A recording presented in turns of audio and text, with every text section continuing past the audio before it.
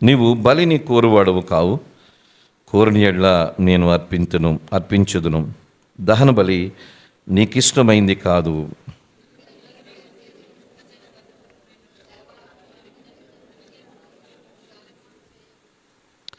దావీదు సైన్యము అమ్మోనీయులతో యుద్ధం చేస్తుంది. దావీదేంటో తన రాజప్రాసాదం మీద ఉన్నాడు. యుద్ధానికి సైనికులందరూ వెళ్ళారు, ఆయన మాత్రము తన ప్యాలెస్ మీద, రాజప్రాసాదం మీద ఉండి చూస్తున్నాడు. పాపం చేశాడు.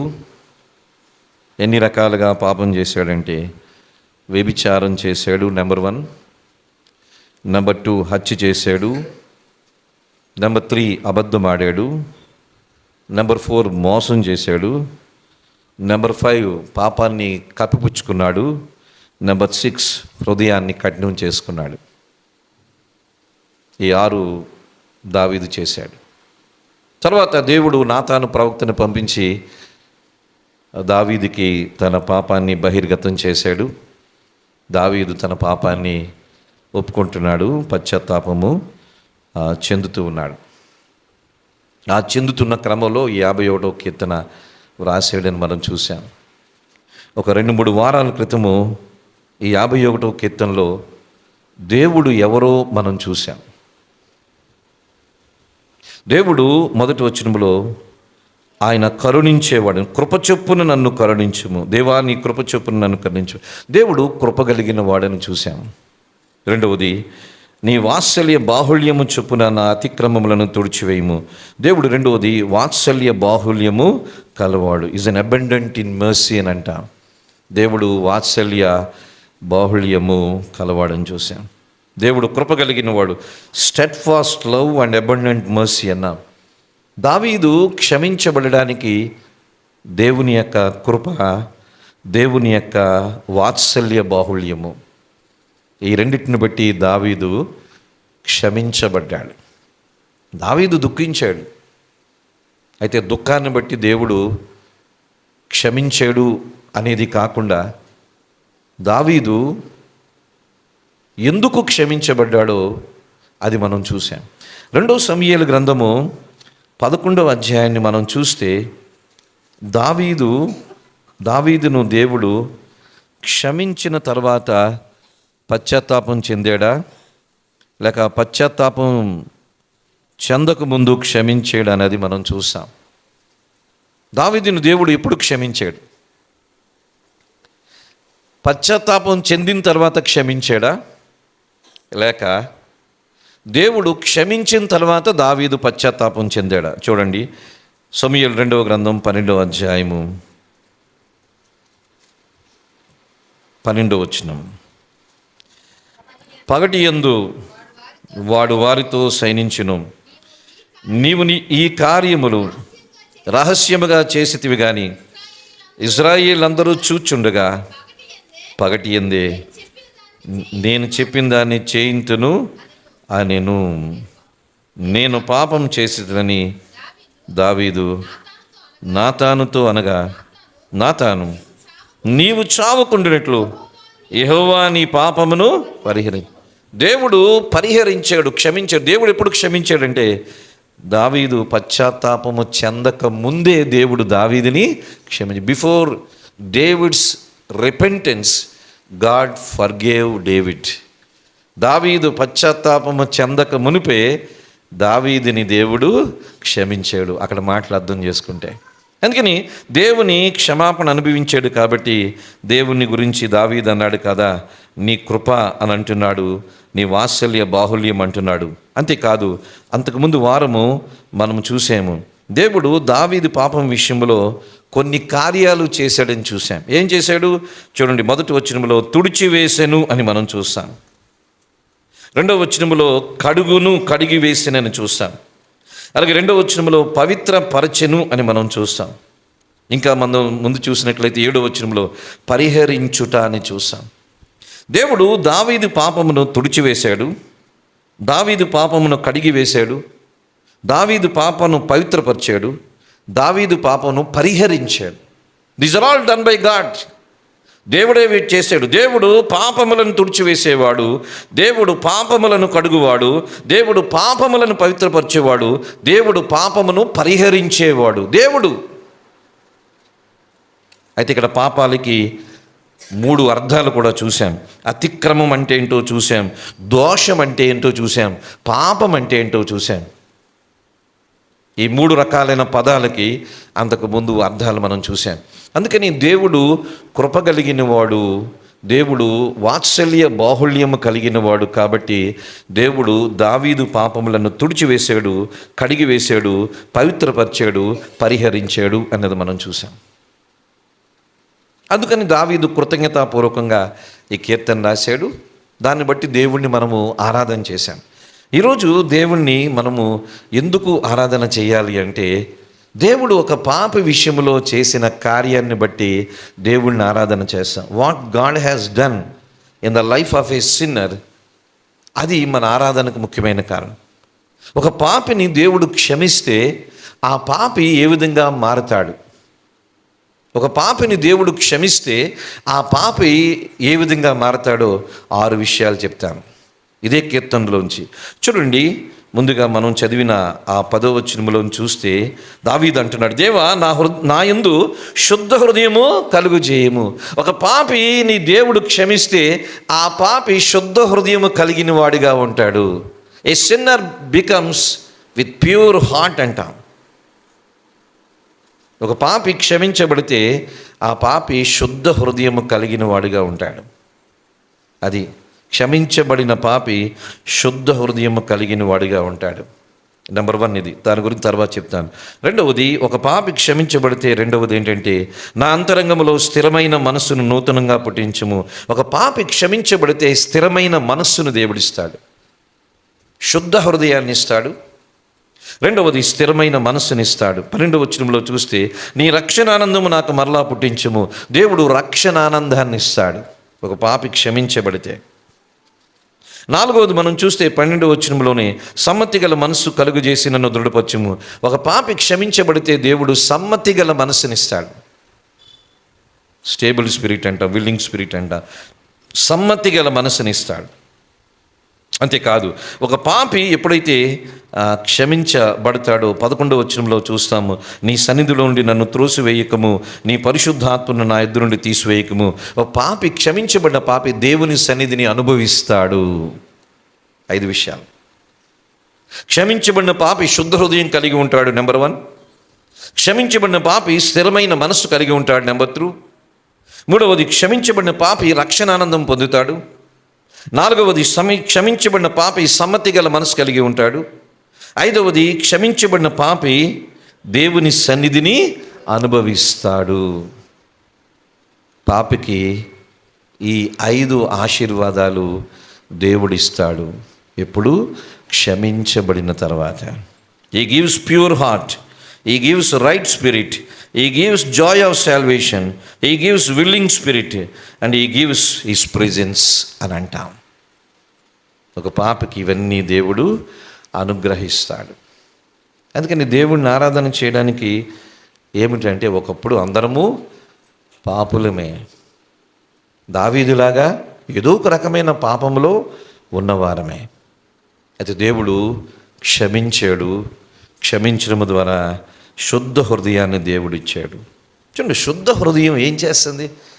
దేవుడు ఎందుకు శుద్ధ హృదయాన్ని ఇస్తాడంటే, a forgiven sinner receives pure heart అంటాం. క్షమించబడిన పాపి శుద్ధ హృదయాన్ని కలిగి ఉంటాడు. శుద్ధ హృదయం ఏం చేస్తుందో చూద్దాం. మత్తయి సువార్త 5వ అధ్యాయము, మత్తయి సువార్త 5వ అధ్యాయము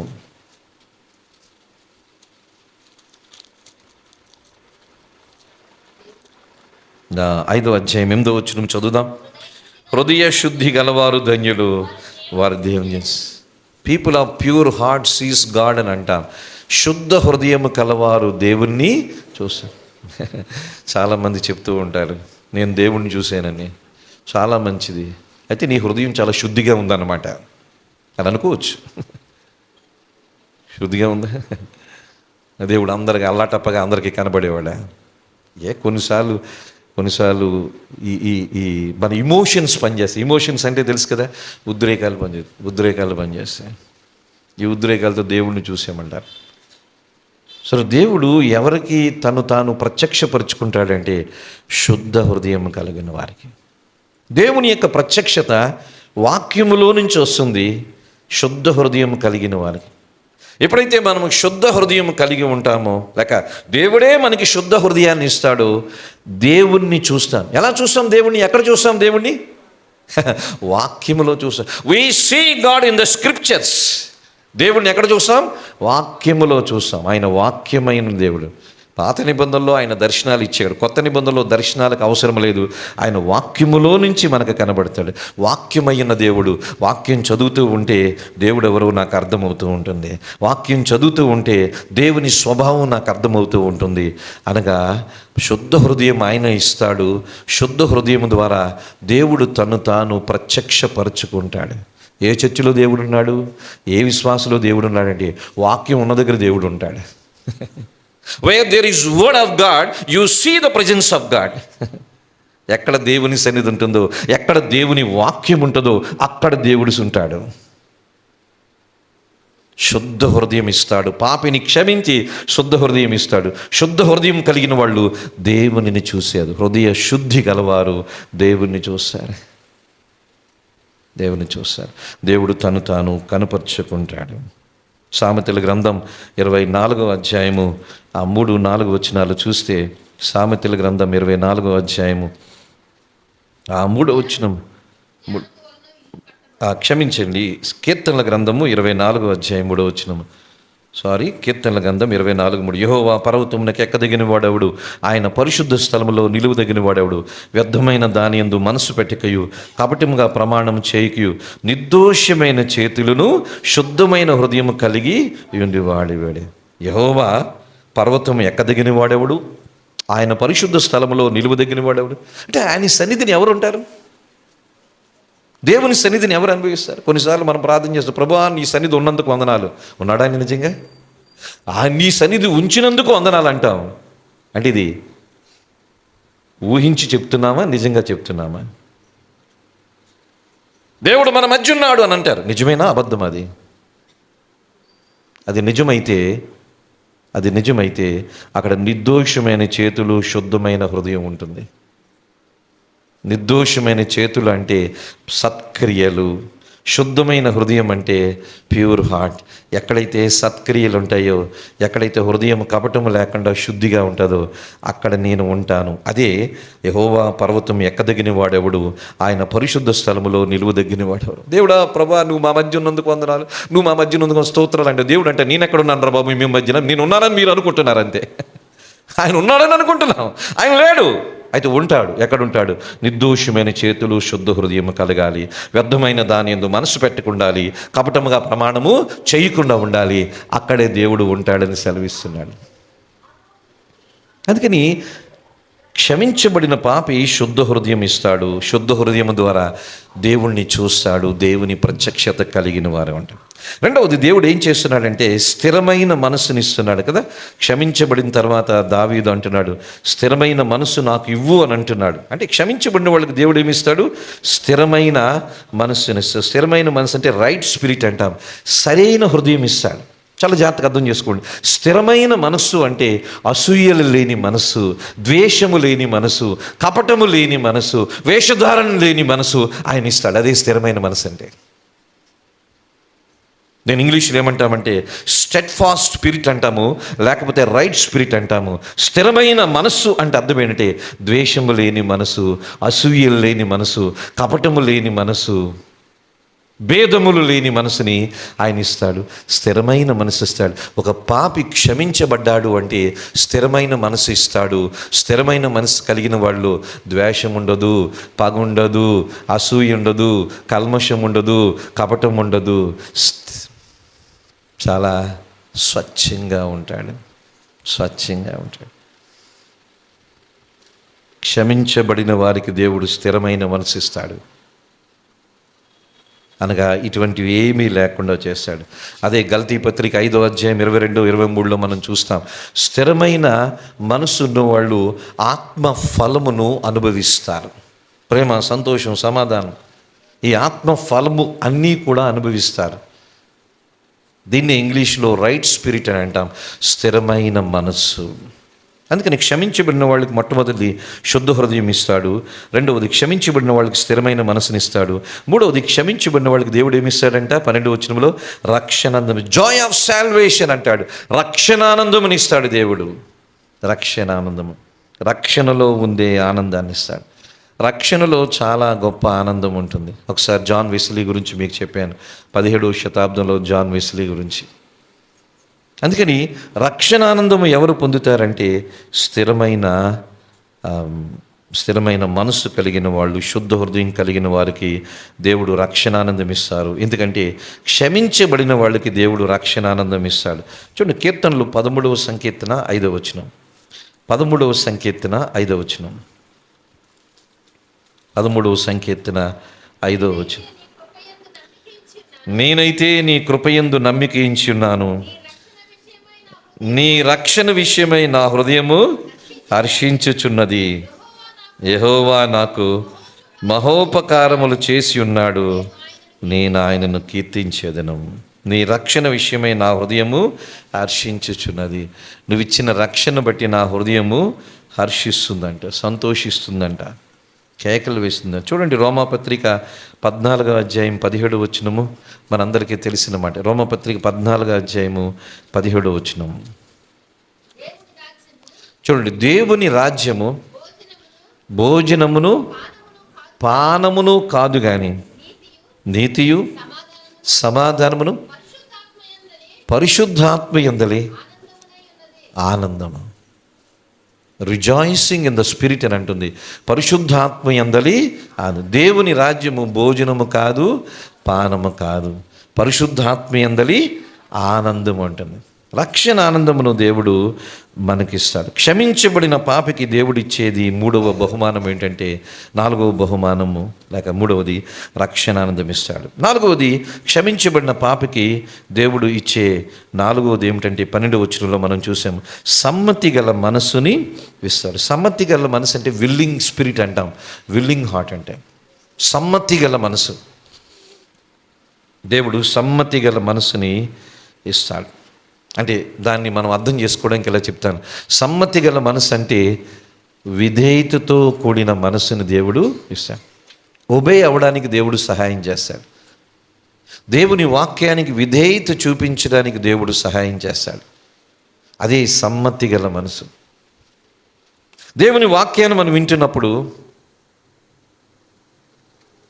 ఈ వాక్యంని నేను లోబడాలి, ఈ వాక్యం విషయంలో నేను సరి చేసుకోవాలి అనే ఆలోచన మనలో ఎవరు పుట్టిస్తారు? దేవుడే పుట్టిస్తాడు. దాన్నే సమ్మతి గల మనస్సు అంటాం. Willing spirit or willing heart అంటాం. క్షమించబడిన పాపి సమ్మతి గల మనస్సు కలిగి ఉంటాడు. క్షమించగలిగిన పాపి దేవునికి లోబడ్డానికి ఇష్టపడతాడు. A forgiven sinner always likes to be obedient to God. దేవునికి ఉభయం చూస్తాడు. దేవుడు నా పాపాలు క్షమించాడు అంటే దేవునికి లోబడ్డానికి ఇష్టపడతారు. అదే సమ్మతి గల మనస్సు. మన పాపాలను దేవుడు క్షమించాడు అని మనకు నిర్ధారణ ఉంటే, నా పాపాలను దేవుడు క్షమించాడు అనే ఎష్యూరెన్స్, కాన్ఫిడెన్స్ మనకుంటే సమ్మతి గల మనసు మనం కలిగి ఉంటాం. అనగా ఆయనకు లోబడతాం. దేవునికి లోబడే వాళ్ళు ఎవరంటే సమ్మతి గల మనసు ఉన్నవాళ్ళే, విల్లింగ్ హార్ట్ ఉన్నవాళ్ళు. దేవుడు ఎవరిని బలవంతంగా లోబడేటట్టుగా చేయడు. నిన్న రాత్రి యూత్ మీటింగ్లో అదే చెప్పాను. God never forces anybody to follow him. దేవుడు ఎవరిని కూడా నన్ను వెంబడిస్తావా నన్ను వెంబడించవా అని తాడు పట్టికి లాగేవాడు కాదు. Out of your voluntary decision, మన సొంత నిర్ణయంతో దేవుణ్ణి వెంబడించాం. ఎవరు బలవంతం చేసేదేమీ, భక్తి బలవంతం చేయకూడదు. భక్తిలో బలవంతం ఉంటే అది నకిలీ భక్తి అవుతుంది. అందుకని మందిరానికి రామని ఎవరికి బలవంతం చేయం. It is their wish, whether they come or don't come, that is their wish. I don't force anybody, God also will not force anybody. దేవుడు ఎవరిని బలవంతం చేయడు, నేను ఎవరిని బలవంతం చేయను. అంతే కదా.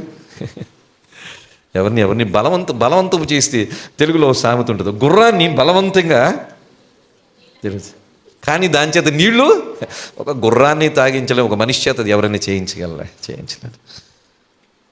సమ్మతి గల మనసు, నా పాపాలు దేవుడు క్షమించాడు అని నాకు నిర్ధారణ ఉంటే దేవునికి లోబడాలని ఒక నిర్ణయం నాకుంటుంది.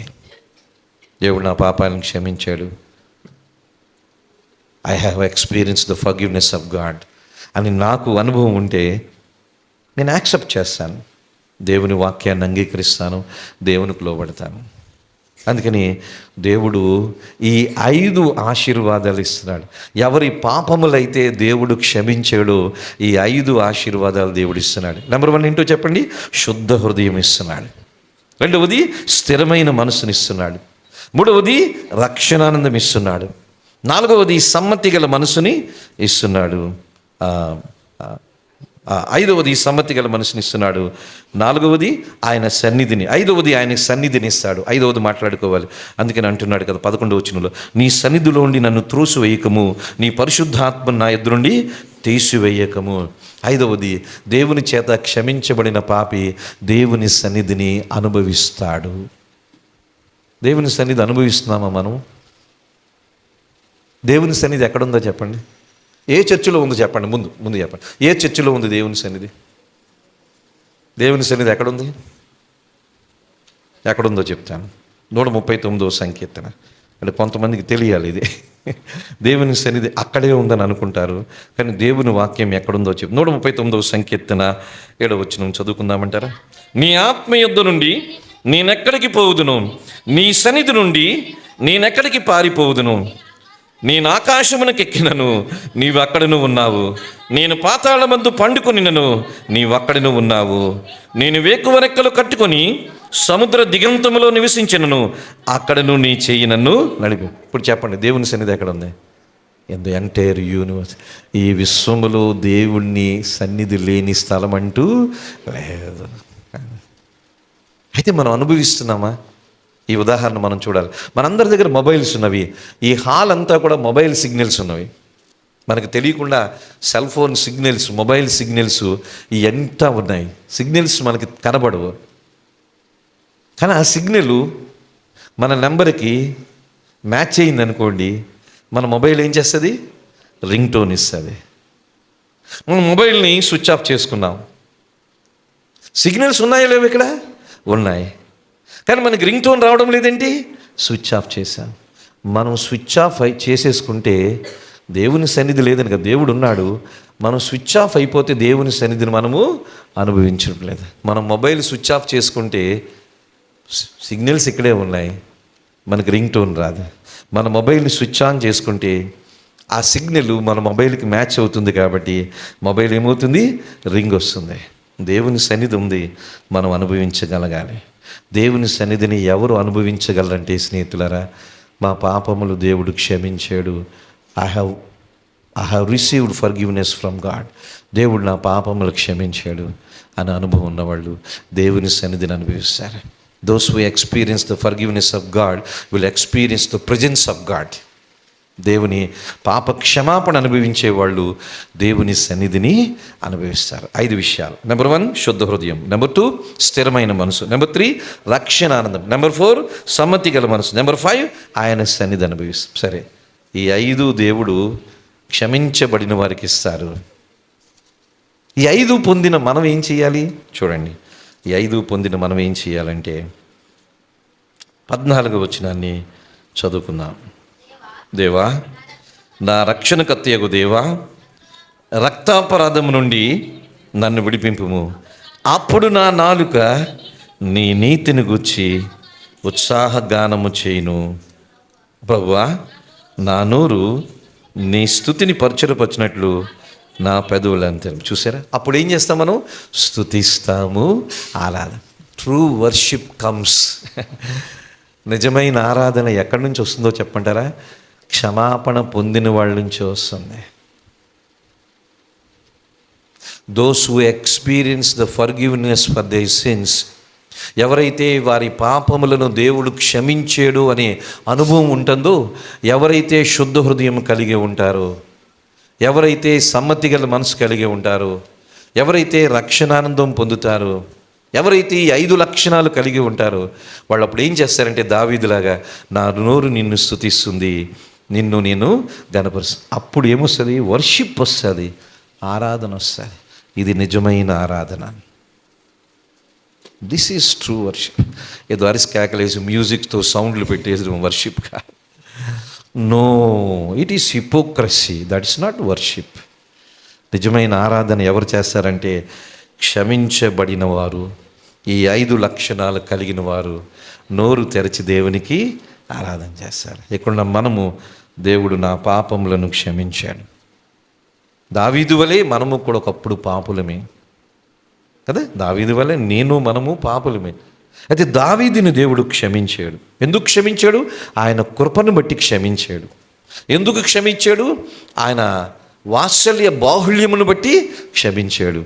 దేవుడు కృపను బట్టి, వాత్సల్య బాహుళ్యం బట్టి క్షమించాడు. కాబట్టి దావీదు ఈ విధంగా నేను స్తుతిస్తాను, హర్షిస్తాను అని చెప్పగలుగుతున్నాడు. మనము ఆయనకి క్షమాపణ, మన పాపములకు క్షమాపణ అనుభవించాము. కాబట్టి మనము కూడా ప్రభా ఈ ఐదు మేలులు, శుద్ధ హృదయాన్ని ఇచ్చావు, స్థిరమైన మనసు ఇచ్చావు, రక్షణానందం ఇచ్చావు, సమ్మతి గల మనసునిచ్చావు.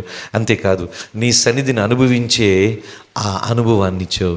ఇదిగో నా ఆరాధన, ఇదిగో నా worship. This is true worship. చేద్దామంటారా? కళ్ళు మూసుకుందాం.